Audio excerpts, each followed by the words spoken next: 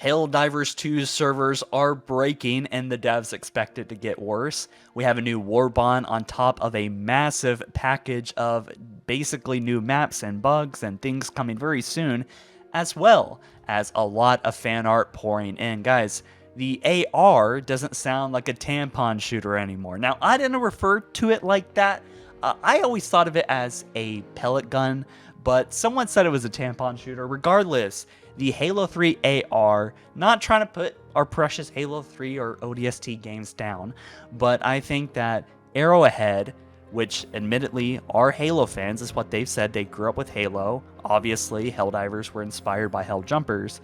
They brought back the weapons in basically beautiful fashion. They went back to the Halo 3 art style, but they also made little improvements, such as the AR sounding better. It's still really cool to see a cape on an ODST, and also mixing the armors between the ODST as well as the Helldiver armor, like swapping the armor or the helmet, right? So you can have an ODST helmet, but with some matching Helldiver armor.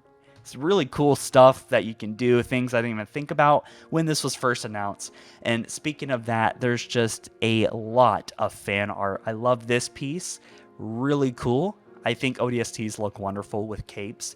This might be my favorite. I really like this kind of composition with an ODST looking down on a Super Earth hologram. I think this one's fun. I can't help but think of Diver and Jumper from my show ODST versus Helldiver. When I see pieces like this, the blushing is, I don't know, I just think of Diver for some reason, but really great piece.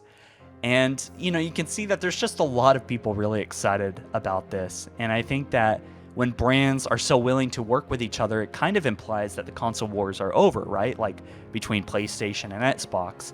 Last month, there was something that was revealed that PlayStation, at least rumored, said internally, that they don't see Xbox as a threat anymore, and Xbox kind of gave up on their own brand anyway, a part of exclusivity and things like this. And I think this is a kind of a foreshadow of things to come, like Halo coming to PlayStation, right? These two brands working together so intimately, right?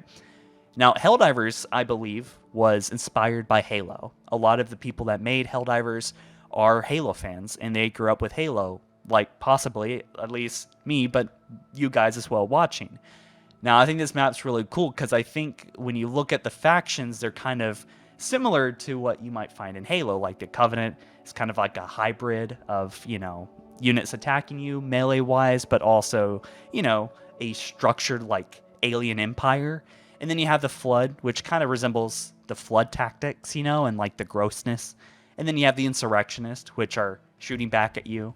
You know, kind of, maybe it's a reach in some areas, but there's actually a place where the Illuminate is attacking on a planet. There's a city called New Alexandria. So the Easter eggs are just coming in. I really like this piece too. This might actually be my favorite.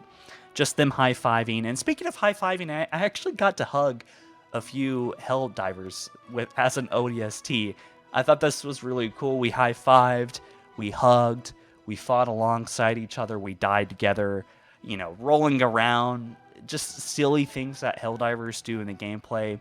Seeing that as an ODST or even jetpacking, little things maybe we didn't think about when all this was announced is just really cool. And I think it's almost like disappointing because I think as Halo fans, we really wish we had something like this. We really wish that Helldivers, Helljumpers had their own game that was like this, that was innovative, that was fun, that was successful, that was engaging, that had content. And speaking of new content, we have, well, one is the Helldivers 2 patch. It actually raises the server cap to 700,000 because they think that things are going to get worse this weekend. He said, we believe that wait times will be much more bearable, so they're upgrading the servers. And also, we have just general love for the game on the Helldiver side. A lot of approval, a lot of excitement, and a lot of people are flooding in from Xbox, new recruits. Now, Helldivers has the same problem that Halo has, which is a 4 gigabyte update with no patch notes. Like, I don't think there's any excuse for that. Now, maybe that's just like, I don't know, fixing current content and then replacing it and deleting it. I'm not quite sure. I didn't notice this 4 gigabyte update, but that is inexcusable. Like, I think it does hurt monetization. I think it hurts sales on a game because you're just going to be less willing to play the game and buy it if it takes up half of your disk drive, right? Or, 1/4 or 1/5 of the games that you have on console. If it's not small, then you're not going to want to have it installed all the time, and then you're just going to play it less. So I think that this is a problem.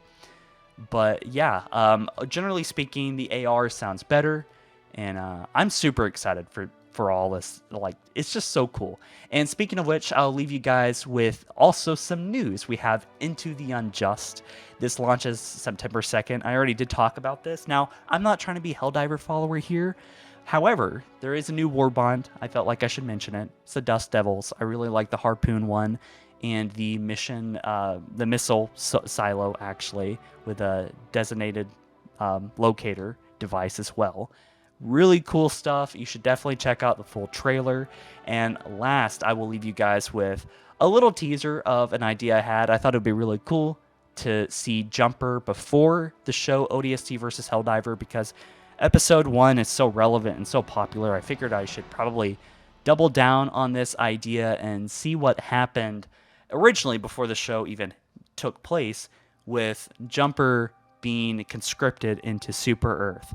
And I think it'd be really fun to explore that. I don't want to have any spoilers, but I got some really funny ideas on how and why Doomguy, Master Chief, Jumper, and Maddie all ended up at Super Earth and eventually ended up forming a team, Team Athena. I thought this would be so cool, and maybe we might even see the Killzone guy. No promises. And I will catch you guys in the next one soon, all right? You take care. Peace.